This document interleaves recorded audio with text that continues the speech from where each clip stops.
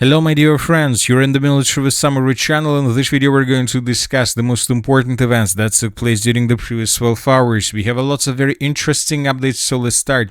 And first we're going to talk about the conflict on the territory of Ukraine, and it seems that it begins. The Russians are launching the biggest, probably, or major, massive combined missile drone attack in the direction of Ukraine. Currently we receive lots of updates on this matter. The sources are saying that currently in the sky of Ukraine are more than 260 drones. The Russians started this massive attack yesterday, right after ceasefire ended. And if you remember, yesterday the Minister of Defense of Ukraine stated that the Russians used 216 drones, let's say during the 12th of May of 2026, right after ceasefire ended. And this morning the Minister of Defense of Ukraine reported that between the 12th and the 13th of May of 2026, the Russians used additional 139 drones, and this is the number by the 8 a.m. of the 30th of May of 2026. And after the Minister of Defense published this article, we start receiving updates that the Russians began launching more and more drones in the direction of Ukraine.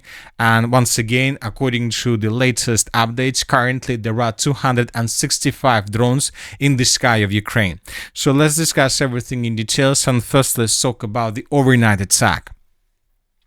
As a result of the overnight attack, explosions and drones were recorded in the area of the city of Chernihiv. In this video we can see a civilian who was filming the sky over the city of Chernihiv, trying to find the Russian drones. Lots of explosions were recorded through the southern regions of Ukraine. Odessa was under very heavy fire, and the city of Kryvyi Rog as well. As for the city of Kryvyi Rog, we have a picture where we can see that another locomotive was completely destroyed as a result of the Russian attack. Furthermore, lots of explosions were recorded through the city of Kharkiv, and lots of articles were published on this matter.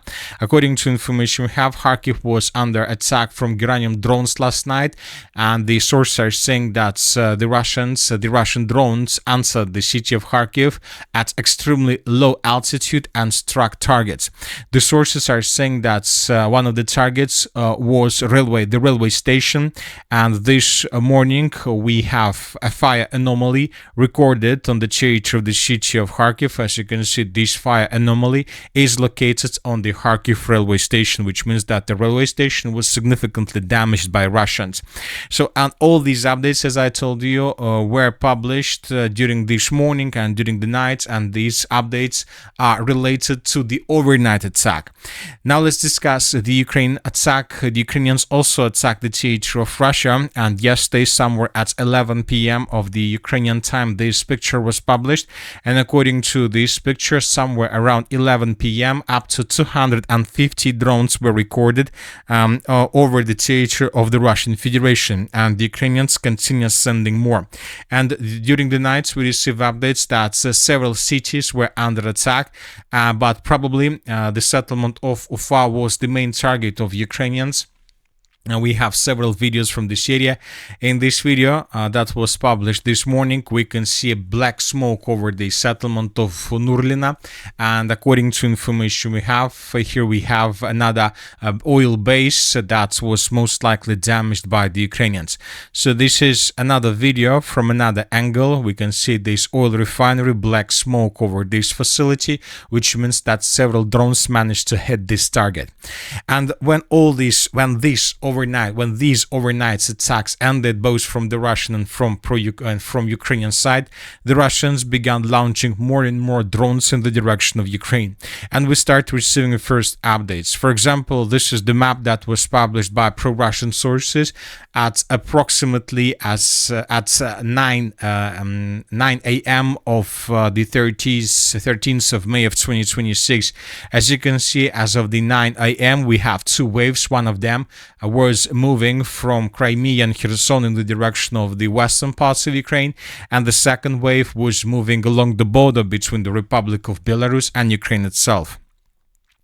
For example, this is the situation at 9:30. We see that the Russian drones launched from Kherson continued moving further in the northwestern direction, and that the Russian drones continued moving further along the border between the Republic of Belarus and Ukraine. So the Russians continue sending more and more drones, and the most important thing is the situation at 11 a.m. at 10:50. Here we can see the situation at 10:50, and as you can see, more and more drones were entering the territory of Ukraine. And the most important thing, that somewhere at 11 a.m. of the 13th of May of 2026, it became clear that the Ukrainians have no air defense system, have no air defense forces that were able to bring down all these drones.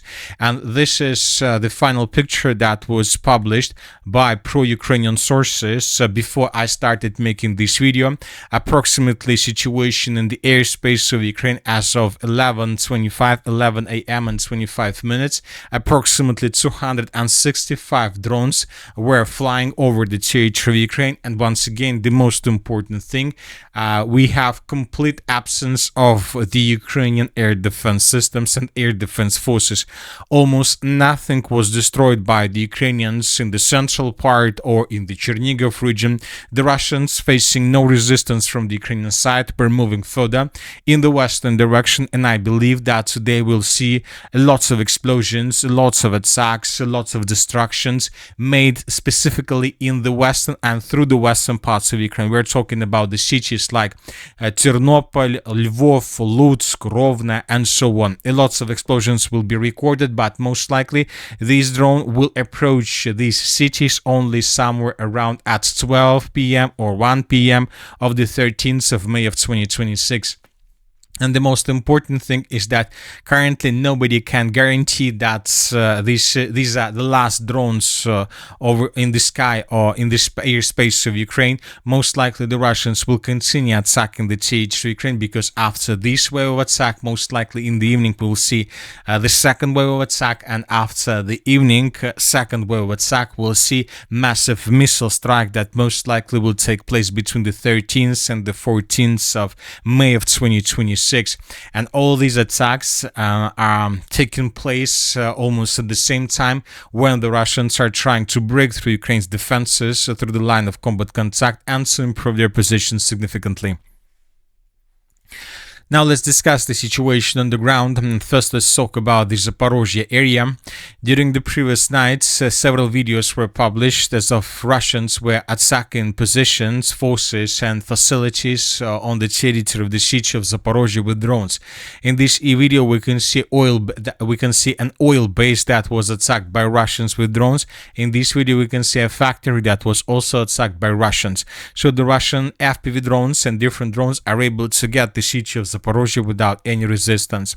As of the western Zaporozhye direction, despite the updates that we've been receiving since the beginning of May of 2026 about the Ukrainian counter-offensive operation in this area, this morning pro-Russian sources reported that the Russians carried out a counter-offensive operation, and as a result of this counter-offensive operation, the Russians managed to restore control over the southeastern parts of the settlement of Novoiakovlivka. So these are the changes on the ground according to pro-Russian sources.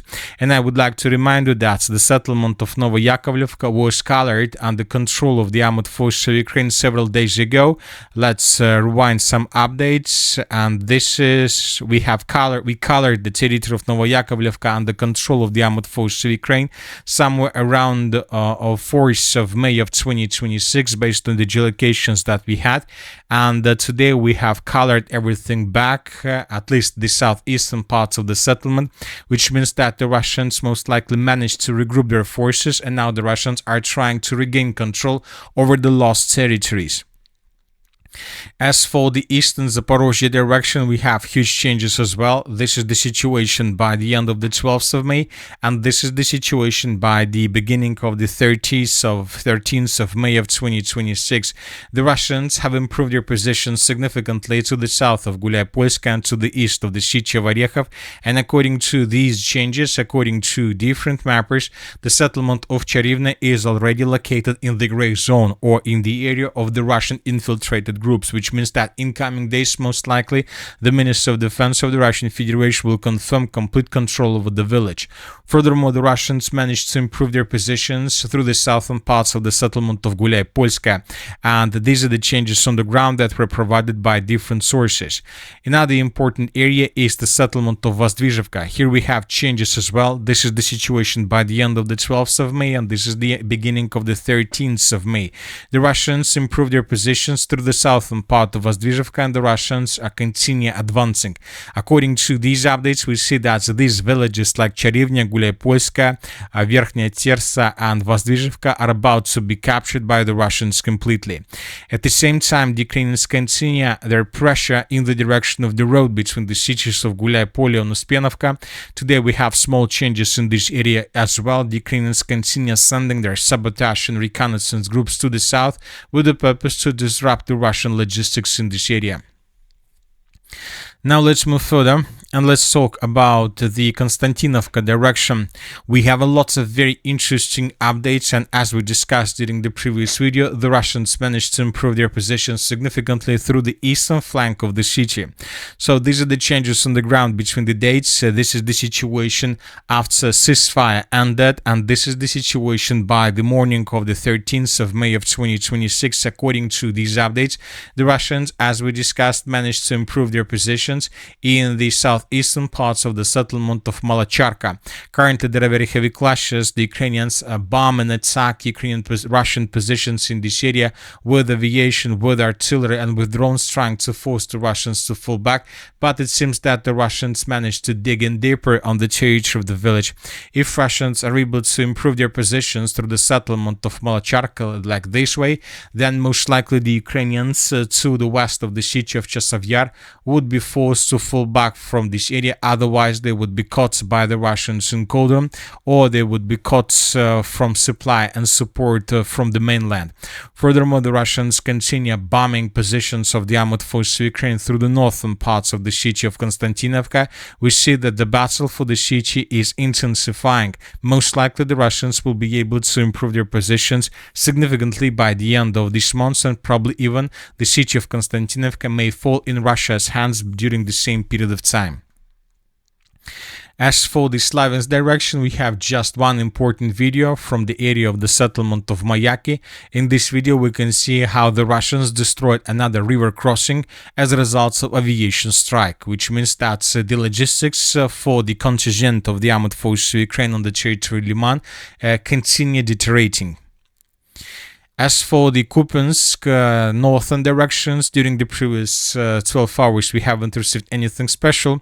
Probably small changes along the river of Volcha. These are the changes on the ground between the dates since the beginning of ceasefire ended. So this is the end of the 12th of May, and this is the beginning of the 13th of May.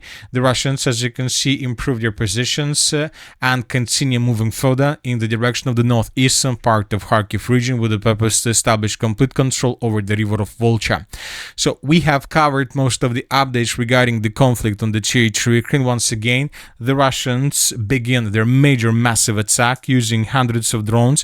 Probably 1,000 of drones would be recorded within the next several days. So starting from the 12th of May, let's say till the end of the 16th of May of 2026, most likely the Russians would use more than 1,000 of drones and hundreds of missiles. And the most important thing is that the Russians are trying to target and to destroy facilities through the western parts of Ukraine.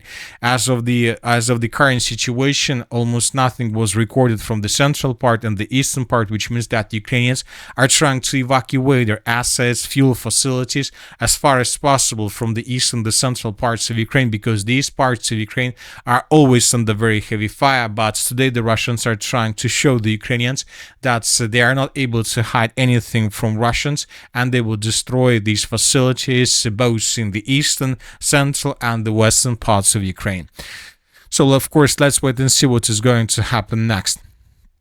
Now let's discuss the situation in the Middle East. During the previous 24 hours, the Iranian authorities once again provided a short list of demands that the United States of America must complete if they want to resume or restart the negotiations with the Iranian side.